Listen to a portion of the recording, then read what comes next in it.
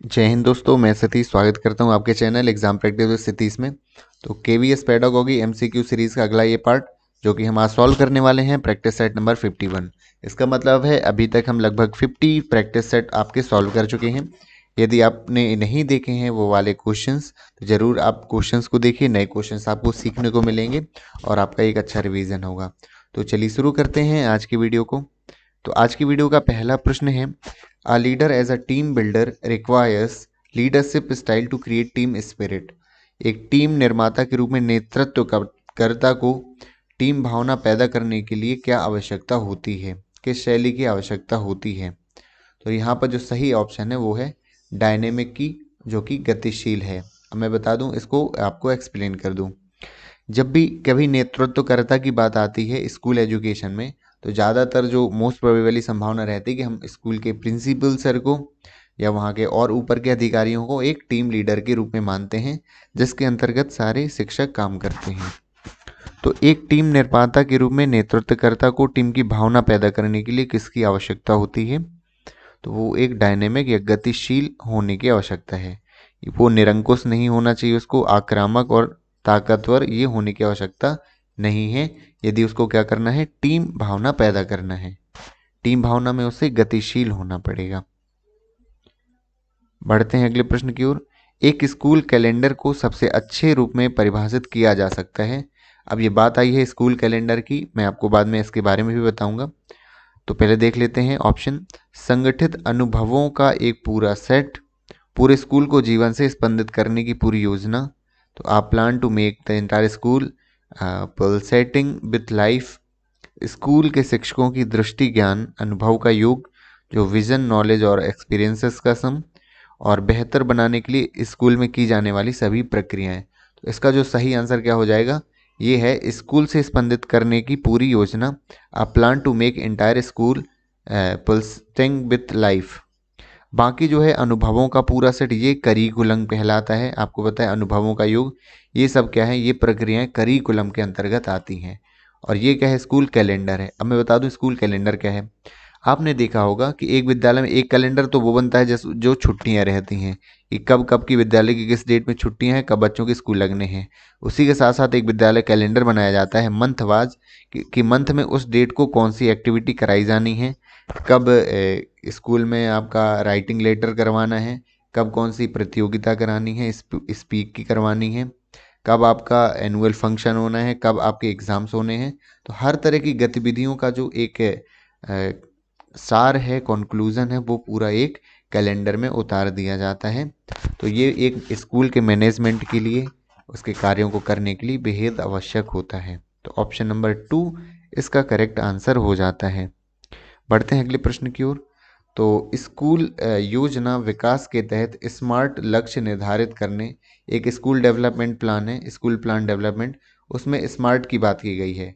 और इस स्मार्ट का जो सही है वो है स्पेसिफिक, मीजरेबल, एग्रीड, रियलिस्टिक और टाइम बेस्ड।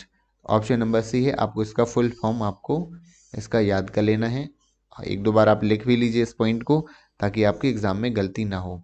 और इस बार चूंकि इतने सारे शॉर्ट फॉर्म आ चुके हैं न्यू एजुकेशन पॉलिसी के आने से, और पहले भी जो स्कीम चलाई गई हैं, तो आपको बहुत सारे फुल फॉर्म याद करने की ज़रूरत है। तो आप उसे धीरे धीरे करके याद कर लीजिएगा। आगे देखते हैं, कौन सा कथन विद्यालय और सामुदायिक भागीदारी के संदर्भ में सही है। Which one of the statement is correct in the context of school and community partnership. ये बार बार ये कॉन्सेप्ट आता है कम्युनिटी पार्टनरशिप, ये कहलाते क्या है। आपको पता है एक स्कूल का जो होता है लीडर, जो प्रिंसिपल कहलाता है, उसके साथ शिक्षक जुड़े रहते हैं, उस उनके बच्चे रहते हैं, स्कूल के बिल्डिंग से रिलेटेड काम, बच्चों के पेरेंट्स रहते हैं, और पूरा समाज। तो एक पूरी ये एक सामाजिक संस्था हो जाती है। और इसी जो इनके बीच में कार्य होते हैं वो कहलाती है सामुदायिक भागीदारी। तो सामुदायिक भागीदारी के बारे में कौन सा कथन जो है सही है वो बताना है आपको। समुदाय और विद्यालय की भागीदारी को मजबूत किया जा सकता है क्योंकि विद्यालय समाज की एक संस्था है, बिल्कुल ये ठीक है। शिक्षा और प्रशिक्षण हमेशा समुदाय को हानि पहुंचाता है, ऐसा बिल्कुल नहीं है कि एजुकेशन और ट्रेनिंग हमेशा हानि नहीं पहुंचाता है, जबकि क्या करता है, स्ट्रेंथन करता है, मजबूत करता है किसी समुदाय को। तो ऑप्शन नंबर ओनली वन जो कि ऑप्शन नंबर 3 में मेंशन है, ये आपका करेक्ट आंसर हो जाएगा। बढ़ते हैं अगले प्रश्न की ओर। निर्देश किस निर्देश के बारे में अच्छे निर्णय लेने के लिए अमूल्य सहायता प्रदान करते हैं? स्कूल के भीतर आंकड़ा संचालित संस्कृति को बढ़ावा देते हैं। तो ये जो रहते हैं, ये आपके उपलब्धि या अचीवमेंट डेटा जो होता है वो क्या करते हैं, एक अच्छा निर्णय लेने के लिए, गुड डिसीजंस के लिए लाभदायक होते हैं। और क्या करते हैं, fosters data driven culture with in a school. क्योंकि जब अचीवमेंट डेटा रहता है हमारे पास कि हमारी क्या क्या उपलब्धियां हैं, उससे कल्चर को बढ़ावा मिलता है और हम आगे बढ़ने के लिए प्रेरित होते हैं। अगला प्रश्न देखते हैं। कौन सा अभिभावक शिक्षक संघ द्वारा किया जाने वाला कार्य नहीं है? अभिभावक शिक्षक संघ का मतलब ये हो गया कि शिक्षकों और अभिभावकों के बीच में जो रिलेशन होता है, क्योंकि हमेशा बच्चों की प्रोग्रेस के बारे में पता चलना चाहिए कि घर में कैसा रहता है बच्चा, तो इस प्रकार जो इंटरेक्शन है वो इसको नाम दिया गया है पेरेंट्स टीचर और एसोसिएशन। और मीटिंग्स भी होती हैं, उसमें आप पीटीए भी जानते होंगे, जो बीच बीच में होती रहती हैं एग्जाम के बाद। तो कौन सा कार्य नहीं है? शिक्षकों को उनके स्वयं के माता पिता की शैक्षिक प्रगति के बारे में प्रतिपुष्टि प्रदान करना, providing feedback to the teachers about the educational progress of the their own parents. आपको लग रहा होगा कि ये उत्तर गलत होना चाहिए, लेकिन ये कार्य है पेरेंट अभिभावक संघ का। कैसे? क्योंकि शिक्षकों को पेरेंट्स के एजुकेशनल बैकग्राउंड के बारे में पता होना बहुत ज़रूरी है। वो कैसे? आपने नाम सुना होगा, बच्चों के बारे में कहा जाता है कि कुछ बच्चे आपकी क्लास में फर्स्ट जनरेशन लर्नर आते हैं। फर्स्ट जनरेशन लर्नर का मतलब है कि जो पहली बार पढ़ाई की लाइन में आए हैं, उन्होंने उनके माता पिता ने कभी नहीं पढ़ा है उसके पहले, उनकी जनरेशन्स ने। तो कौन से बच्चे हो गए वो? First generation learner. तो हमेशा बैकग्राउंड पता होने की ज़रूरत है कि किस बच्चे के माता पिता नहीं पढ़े लिखे हैं, तो उनके लिए इंडिविजुअल प्लान या फिर अलग से एफर्ट लगाने की ज़रूरत होती है शिक्षक को। और जिसके पेरेंट्स अच्छे हाईली एजुकेटेड होते हैं, वो बच्चों के घर में भी ध्यान देते हैं और उनमें उतना ज़्यादा मेहनत नहीं करने की ज़रूरत है बच्चों में जो कि पहली बार सीख रहे हैं। तो विद्यालय की गतिविधियों के संचालन में शिक्षकों की मदद करना, बिल्कुल करते हैं। विद्यालयों को भेजने के लिए अनामांकित बच्चों के माता पिता अनुसरण करने में शिक्षक की मदद करना, तो मदद करते हैं। घर घर जाकर सर्वे में शिक्षक की सहायता करना, तो सर्वे जब कर रहा होता है टीचर, ये आपने गांव में देखा होगा, अलग अलग तरह के सर्वे होते हैं, तो उसमें पेरेंट्स की हेल्प की ज़रूरत नहीं होती कि सर्वे में हेल्प करवा दें, कि उनकी जगह पेरेंट्स सर्वे कर दें, ऐसा नहीं होगा। तो जो अभिभावक शिक्षक संघ द्वारा कार्य कौन सा नहीं है? ऑप्शन नंबर 4 जो है इसका करेक्ट आंसर हो जाएगा। उम्मीद है आपको हर एक क्वेश्चन समझ में आ रहा होगा। मैं हर एक क्वेश्चन को डिटेल से बता रहा हूँ ताकि इससे रिलेटेड भी कोई क्वेश्चन आपके एग्जाम में आए तो आपके गलत होने की संभावना बिल्कुल कम हो जाए, और गलत होना भी नहीं चाहिए। तो ज़रूर हमारी वीडियोस को लाइक करते जाइएगा, एक हमें मोटिवेशन मिलता है कि हम और अच्छे तरीके से, मैं और अच्छी मेहनत करके आपके लिए वीडियो से लाता रहूँगा। राजू एक स्कूल का हेडमास्टर है। आपको पता है स्कूल में एक एचएम भी होते हैं, हेडमास्टर है। शिक्षकों से रिक्वेस्ट करता है कि वो आदेशों का पालन करें, करना ही है, चाहे वो पसंद करें चाहे ना पसंद करें। बिल्कुल, ये तो होता है। स्कूल लीडर जो होता है, कई सारे सर्कुलर निकलते हैं, तो वहाँ पे ये नहीं होता है कि आपकी मर्जी है तो पालन करें या ना करें। स्कूल में जो इंस्ट्रक्शंस जारी किए जाते हैं प्रिंसिपल द्वारा, तो वो करने पड़ते हैं एचएम द्वारा। तो ये कौन सा नेतृत्व है? ये कहलाएगा आपका इंस्ट्रक्शन, ये डायरेक्टिव लीडरशिप कहलाएगा, निर्देशक नेतृत्व। मतलब आपने ऑर्डर दिया और सामने वाले को, जो आपके अंडर काम करते हैं, उन्हें मानना पड़ेगा। तो ये कौन सा नेतृत्व कहलाएगा? ये कहलाएगा निर्देशक नेतृत्व। अब यदि बात करें इसकी कौन सा नेतृत्व है, ये सहभागी नेतृत्व है।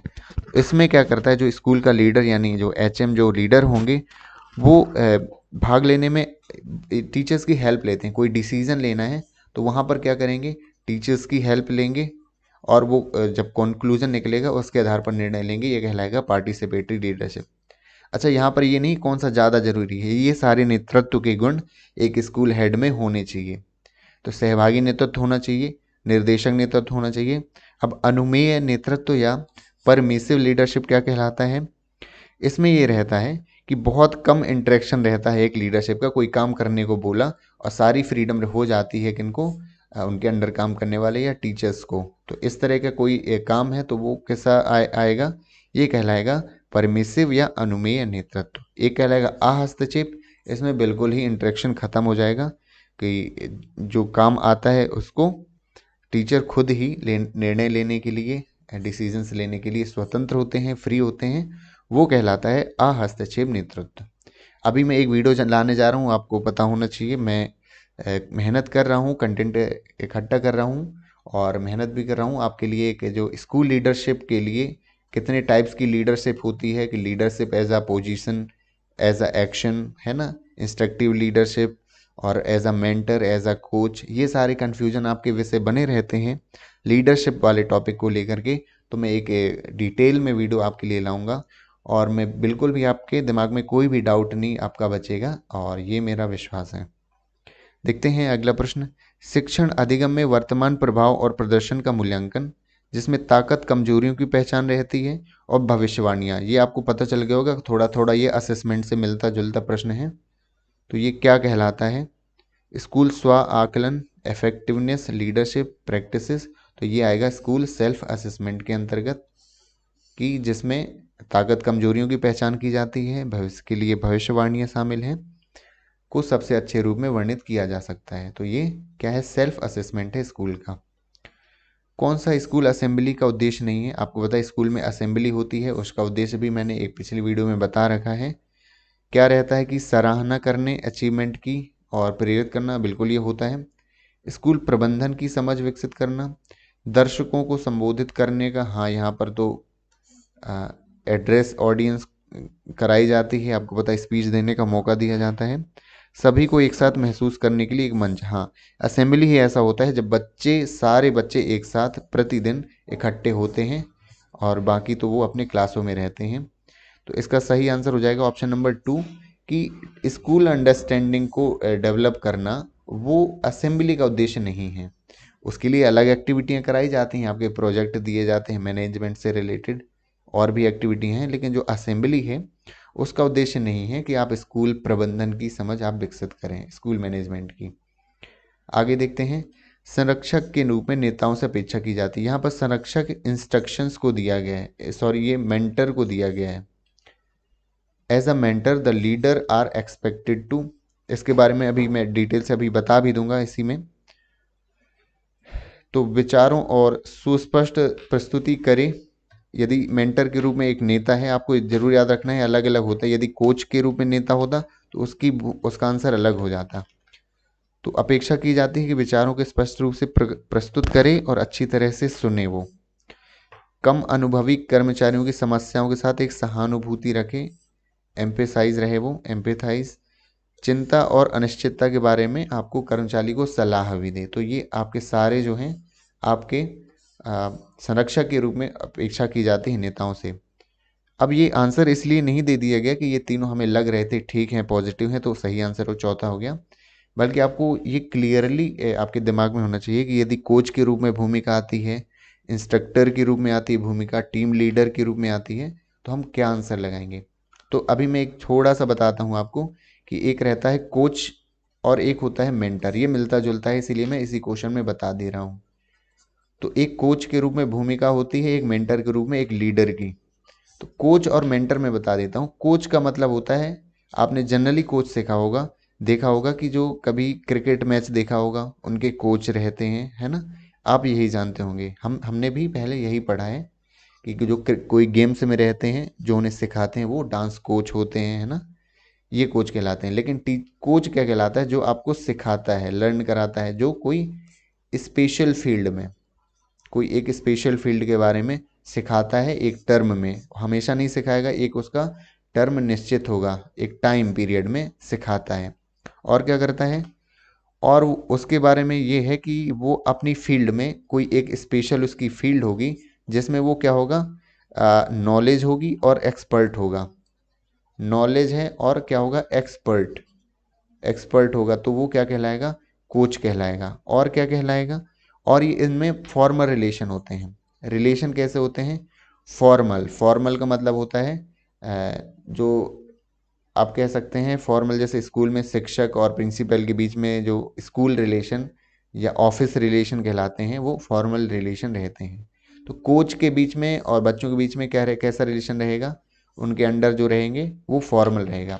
अब बात करें यदि मेंटर की, तो मेंटर का काम रहता है सलाह देना।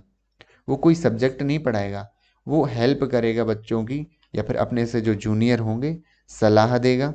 और क्या करेगा, उसका उद्देश्य रहेगा कि डेवलपमेंट हो, हमारे जो एम्प्लॉय हैं उनका डेवलपमेंट हो, जो उनके अंडर काम कर रहे हैं डेवलपमेंट हो। ये हमेशा लॉन्ग टर्म में, जब भी ज़रूरत पड़ेगी मेंटर की तो वो उसे मेंटर करेगा अपने जूनियर को। इनफॉर्मल रिलेशन होता है। इनफॉर्मल का मतलब बिल्कुल फॉर्मल तरीके से बात नहीं करेगा। इनफॉर्मल मतलब आपकी पर्सनल प्रॉब्लम्स को भी समझेगा आपका जो मेंटर होगा, जो प्रिंसिपल होंगे टीचर्स के। और ये हमेशा एक्सपीरियंस से आता है, उसके पास नॉलेज होगा और एक्सपीरियंस, हमेशा एक्सपीरियंस से मेंटरशिप आएगी। तो ये मेंटर के रूप में किसका काम था, एक लीडर का काम था।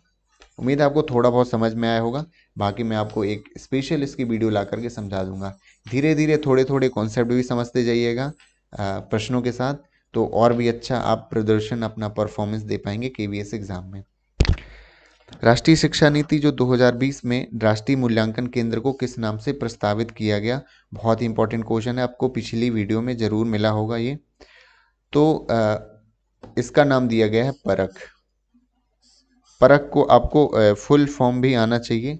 आपको मैंने लास्ट वीडियो में बताया था, पहला है परफॉर्मेंस होता है, दूसरा ए का मतलब है असेसमेंट, ASSE असेसमेंट, थर्ड होता है आपका रिव्यू, रिव्यू देना, चौथा है एनालाइज करना, एनालाइज करना, और पांचवा जो KH है एनालाइज ऑफ नॉलेज है, नॉलेज, और लास्ट में है फॉर होलिस्टिक डेवलपमेंट, सर्वांगीण विकास के लिए। तो ये मैंने बताया कि पूरा परफॉर्मेंस प्रोग्रेस जाननी है आपको, असेसमेंट आकलन करना है, रिव्यू करना है, एनालाइज करना है रिव्यू का, नॉलेज का, और उसके बाद ये सर्वांगीण विकास के लिए ज़रूरी है। तो ये पूरा राष्ट्रीय मूल्यांकन केंद्र में परख नाम दिया गया है। बाकी यदि बात करें ये दिशा जो पोर्टल है, तो दिशा पोर्टल ये एक रूरल मिनिस्ट्री के लिए एक पोर्टल बनाया गया है, दिशा मंत्रालय। ज्ञान ऐसा कोई पोर्टल है नहीं, लेकिन फिर भी बता दूं, ज्ञान एक अलग ही वर्ड होता है, ग्लोबल यूथ एक्शन नेटवर्क है इसका फुल फॉर्म, जो कि आपकी एजुकेशन से रिलेटेड नहीं है। हाँ, ये दीक्षा पोर्टल का नाम आपने सुना होगा। दीक्षा एक बहुत बड़ा प्रोग्राम चलाया गया था, ये digital infrastructure for for knowledge sharing है। तो दीक्षा में digital infrastructure for knowledge sharing, ये आपका था इसका फुल फॉर्म। और निष्ठा के अंतर्गत एक कोर्स चलाए गए हैं टीचर्स के प्रोग्राम के लिए, निष्ठा। निष्ठा के मैंने बहुत क्वेश्चन आपको पढ़ाए भी हुए हैं, एक अलग वीडियो भी लाऊंगा, क्योंकि निष्ठा में इतने सारे क्वेश्चन हैं, इतने इंपॉर्टेंट एनईपी के क्वेश्चन हैं, जो आपके बहुत सारे क्वेश्चन गारंटेड आपके एग्जाम में पूछे जाएंगे। निष्ठा कहलाएगा national initiative of school head and training association, इस तरह का कुछ फुल फॉर्म हो जाता है। मैं क्लियर आपको बाद में बताऊंगा, इसके फुल फॉर्म स्टार्टिंग का तो सही ही था। आगे देखते हैं, अधिगम जो है के लिए, हमेशा के लिए मूल्यांकन होगा, क्योंकि जब हम प्रोग्रेस जाननी होती है तो हम के लिए मूल्यांकन करते हैं। फॉर, जब ऑन ऑफ आएगा मूल्यांकन, ऑफ का मतलब जब मूल्यांकन असेसमेंट के द्वारा भी बच्चा सीख रहा है तो वो ऑफ मूल्यांकन आता है, तो हमेशा जनरली फॉर आएगा। अधिगम के लिए मूल्यांकन, तो मूल्यांकन निर्देश के बीच संबंध को मजबूत करने को अधिगम प्रभावित करता है, तो ये इसका आंसर सही है। बढ़ते हैं अगले प्रश्न की ओर। कौन सा कार्य शिक्षा की सफलता का कारक नहीं है? तो जो सक्सेस ऑफ एजुकेशन है, आप किसको नहीं मानेंगे? हाई एकेडमिक मार्क्स, जी, इसको आप सफलता नहीं मानेंगे कि अच्छे, बहुत अच्छे मार्क्स आ गए, उसको आप शिक्षा की सफलता नहीं मानेंगे। हमेशा से ही एनईपी में भी कहा गया है कि जो स्कोर्स हैं आपके, कहीं भी वो आपको नहीं बताते आपकी प्रोग्रेस के, आपको बैकग्राउंड को नहीं बताते हैं। कल्पनाशील सृजन एक कौशल है, हाँ, स्किल जो है वो आपका बताता है कि आपने एजुकेशन अच्छे से करी है, यदि आप में स्किल डेवलपमेंट हुआ है। सहयोग की भावना, ब्रॉड माइंडेड, ये जो हैं, ये तीनों चीज़ें बता रही हैं इसकी एजुकेशनल की सफलता को, लेकिन जो हाई एकेडमिक मार्क्स हैं वो नहीं बताते हैं। आगे देखते हैं, कौन सा कथन RTE 2009 के बारे में सही है? मुझे एक चीज़ इसमें याद आ रही है पीछे, कि मैं एक मोटिवेशनल स्पीकर कह बता रहे थे हमें कि बच्चों को ये आप फन, एज अ फन के रूप में ले सकते हैं, आपका ओपिनियन दूसरा हो सकता है कि किसी बच्चे को 95 से ज़्यादा मार्क्स नहीं लाने चाहिए। सुनने में बहुत अलग लग रहा होगा कि 95% से ज़्यादा बच्चों को मार्क्स नहीं लाने चाहिए, क्योंकि आपको पता है जो बच्चा 95 से ज़्यादा मार्क्स ले रहा है उसका मतलब वो उसका पूरा ध्यान बुक्स पर है, सिर्फ पढ़ाई पर है। वो ना तो कोई एक्स्ट्रा को करिकुलर एक्टिविटी कर पा रहे हैं, ना कोई स्पोर्ट्स खेल रहा होगा, ना स्पीच दे रहा होगा, है ना कोई लैंग्वेज सीख रहा होगा, ना उसकी कोई हॉबी होगी ज़्यादा। तो वो कहीं ना कहीं स्किल के मामले में वो पीछे रह जाएगा, वो बुकिश हो जाएगा। तो आपने जस्ट क्वेश्चन में देखा कि शिक्षा की सफलता का कारक उसके मार्क्स नहीं है ना। हाँ, यदि बच्चा 95 मार्क्स से परसेंट ला रहा है और वो इन सब में भी है तो बहुत अच्छी बात है। लेकिन जनरली जो 70-80% मार्क्स लाते हैं और इन सब में बहुत अच्छे हैं बाकी एक्टिविटीज़ में, तो फिर वो 95 से भी ज़्यादा योग्य बालक वो बच्चा माना जाएगा। बढ़ते हैं अगले प्रश्न की ओर। निम्नलिखित में से आरटी 2009 के बारे में सही क्या सही नहीं है। आरटी 2009 आपने पढ़ा है बहुत सारे पॉइंट्स, लेकिन आप पूरा नहीं पढ़ सकते क्योंकि इतना सारा है उसमें पढ़ने को, कुछ ना कुछ नया मिलता रहता है उसमें। गैर शैक्षिक उद्देश्यों के लिए शिक्षकों की तैनाती का निषेध। हाँ, ये कहा गया है कि prohibition of deployment teachers for non educational purpose. यदि स्कूल में नॉन एजुकेशनल पर्पज है तो उन टीचर्स को नहीं रखना है। अच्छा, आप ये सोचेंगे कि यदि वो art teacher, drawing teacher, dance teacher हैं, वो तो नॉन एजुकेशनल पर्पज़ हैं, तो उनको क्यों रखा जाता है। तो बिल्कुल वो नॉन एजुकेशनल पर्पज़ नहीं है, वो एजुकेशन से बाहर नहीं है। आप उनको क्या कहा जाता है, को करिकुलर एक्टिविटीज़ या को एजुकेशनल एक्टिविटीज़। तो वो हिंदी में क्या कहा जाता है, सहायक शिक्षक उद्देश्य कहलाएंगे, सहायक शिक्षक गतिविधियाँ। वो गैर शैक्षिक नहीं है, वो एजुकेशन से हट के नहीं होते हैं, एजुकेशन का वो पार्ट होते हैं। तो ऑप्शन फर्स्ट क्या है, ये पहला कहा गया है कि इसका निषेध होना चाहिए। सीखने की क्षमता का आकलन करें और निर्देशों का पालन करें, ये भी कहा गया है। सतत मूल्यांकन को लागू करना और उस करने की क्षमता, ये भी कहा गया है आपके आरटी 9 में 2009 में। तो इसलिए ऑप्शन ए बी सी तीनों इसका करेक्ट आंसर हो जाएंगे। बढ़ते हैं अगले प्रश्न की ओर। हो सकता है आपको बोरिंग आपका ये लेक्चर लग रहा हो, लेकिन मैं कोशिश करता हूँ कि एक एक पॉइंट कहीं भी आपका यदि मिस, कहीं भी मुझे पता है एक्स्ट्रा पॉइंट और वो आपके काम में आ सकता है, तो ज़रूर मैं कोशिश करता हूँ कि आप तक पहुँच जाए। क्योंकि आप यदि सोच रहे होंगे कि इतना टाइम जा रहा है, तो यही तो आप सीख रहे हैं। यदि आप कुछ नया सीख रहे हैं इस क्लास की वजह से या मेरे कुछ एक्स्ट्रा बताने से, एक नंबर भी आपको यदि मिल जा रहा है तो वो बहुत ही इंपॉर्टेंट होगा। क्योंकि एक नंबर की कीमत सच में उन लोगों को पता होती है जिनका सिलेक्शन एक नंबर से रुक गया होता है। तो एक एक नंबर की आप कदर कीजिए और अच्छे से पढ़ाई करिए। देखते हैं अगला प्रश्न। एक in a classroom teacher adapt their pedagogy and very assessment to cater individual students. तो एक कक्षा में अध्यापिका जो है अपनी पेडागॉगी व आकलन विधियों को विद्यार्थियों को व्यक्तिगत जरूरतों के अनुसार परिवर्तित करती है।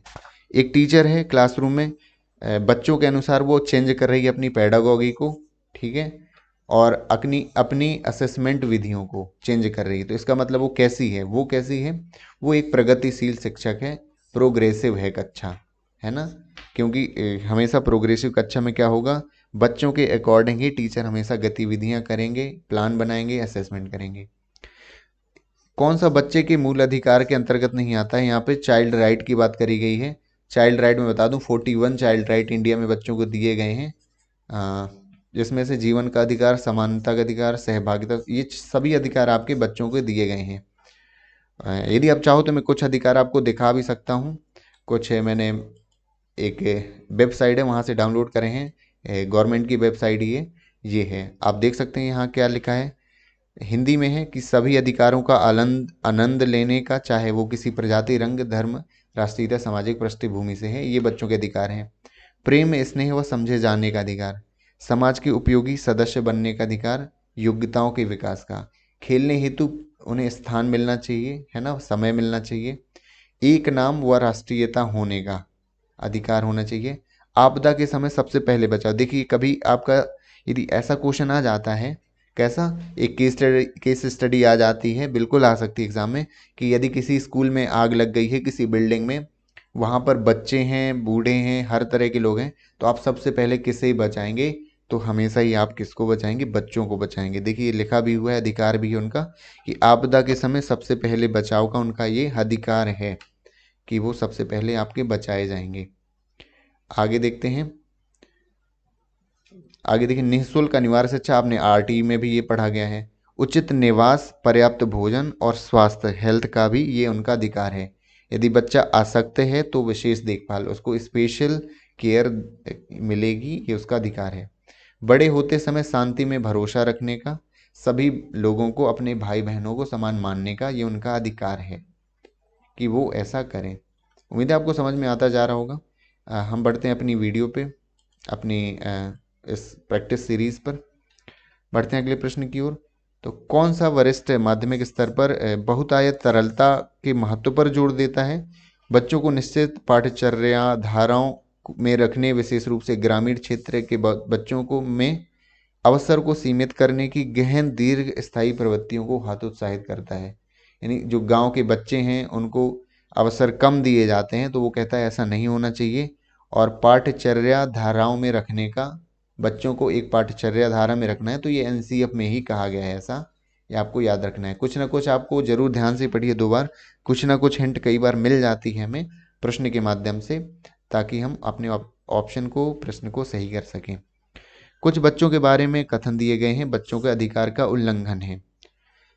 कौन सा बच्चों के अधिकार का उल्लंघन है, वॉयलेशन है चाइल्ड राइट का? 14 वर्ष के गोपाल को गैरेज में काम करने के लिए भेजा जाता है और जसप्रीत रोजाना स्कूल जाता है, तो अधिकार तो ये है, ये उल्लंघन नहीं है, तो ये उत्तर नहीं होगा।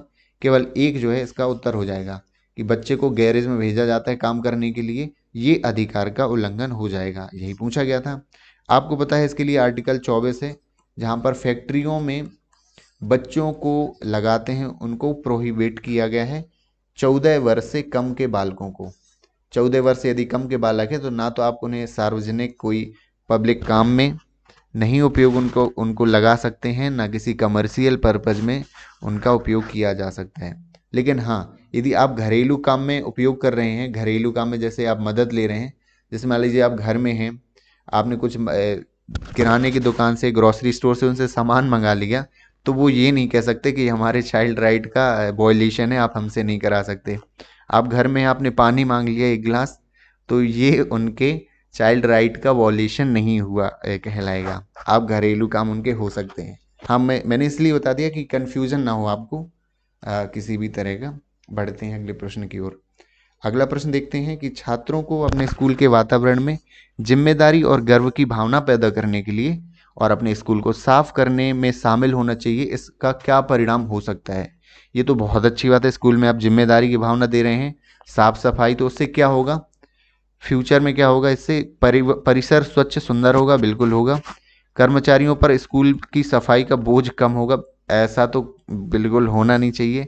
ये पर्पज कभी नहीं होता है कि स्कूल में हम कर्मचारियों का काम बचा लें तो बच्चों से हम साफ सफाई करवा लें, ये बिल्कुल गलत हो जाएगा। छात्र अपने घर को इससे साफ रखेंगे, बिल्कुल रखेंगे। स्कूल में सीखे गए कौशल को कई वर्षों तक अन्य वातावरण में ले जाया जा सकता है, बिल्कुल। आपको तुरंत ही पता चल गया होगा कि ये जो आपका ऑप्शन है इसमें बहुत दम है, ये बाकियों से हट करके है और बहुत ज़्यादा ये पॉजिटिव वर्ड्स लेकर के आया है। तो ये ऑप्शन नंबर 4 इस क्वेश्चन का करेक्ट आंसर हो जाएगा। स्कूल में जो भी अनुभव सीखता है वो उसे अन्य वातावरण में जब जहाँ भी जाएगा उसका उपयोग करेगा। तो आज की वीडियो का ये आखिरी प्रश्न है, जरूर मुझे उम्मीद है आपको समझ में आता जा रहा होगा। अधिगम का जो न्यूनतम स्तर है किस पर जोर देता है? अब ये मत सोचिए कि इससे आप अर्थ निकालेंगे, ये एक प्रोग्राम है, एनईपी 1986 में ये प्रोग्राम लाया गया था, उसमें चर्चा की गई है minimum level learnings. Minimum level का मतलब है कि हर एक क्लास के लेवल डिसाइड होने चाहिए, कंपिटेंसी डिसाइड होनी चाहिए क्लास 1 2 3 में, और उसके अकॉर्डिंग ही बच्चों को पढ़ाया जाना चाहिए कि क्लास 1 में उसे क्या पूरा करना है, 2 में क्या है, 3 में क्या है। हाँ, अभी एनईपी 2020 जो है उसमें एफएलएन में भी यही चर्चा की गई है कंपिटेंसी को पूरा करने की, कि उन्हें एफएलएन, लेकिन 1986 में भी यही कहा गया था क्योंकि वो पूरा नहीं कर पाए थे, इसलिए एनईपी में दोबारा कहा गया है। तो मैं बता दूं, आपने देखा होगा कुछ प्राइवेट स्कूल होते थे पहले या होते हैं अभी भी, क्लास 2 थर्ड की अब बुक्स देख लीजिएगा, इतना उन्हें मटेरियल लाद दिया जाता है, इतनी बौछार कर दी जाती है मटेरियल की, कि उनका जो लेवल है क्लास 6th 7th का लेवल आपको थर्ड में दे दिया जाता है, कई बार सेकंड में। जबकि जो गवर्नमेंट स्कूल होते हैं वो उधर सीबीएसई, एनसीईआरटी जो स्टेट गवर्नमेंट की हैं वहाँ से बुक्स चलती हैं, उनको वही पढ़ाने को लेवल दिया जाता है, उनका गोल रहता है जो एनसीईआरटी ने डिसाइड किया है बच्चे की मानसिक क्षमता के अनुसार। तो एमएलएम जो है वो क्या करता है, योग्यता आधारित शिक्षा या कॉम्पिटेंसी बेस्ड लर्निंग को प्रमोट करता है, इस पर जोर देता है। उम्मीद है आपको आज की वीडियो बहुत पसंद आई होगी, बहुत कुछ सीखने को मिला होगा। और जो भी आपके डाउट रह जाते हैं आप कमेंट ज़रूर कर दीजिए, जिससे मैं कोशिश करूँगा। वैसे तो मुझे टाइम कम मिल पाता है। आपके बहुत सारे लोगों के कमेंट्स आ रहे हैं कि मैं हिंदी पढ़ा लूँ, पेडागॉजी, कंप्यूटर पढ़ा लूँ, टीजीटी के सब्जेक्ट। मैं बता दूं कि मैं एक जॉब करता हूं केंद्रीय विद्यालय में, परमानेंट टीचर हूं।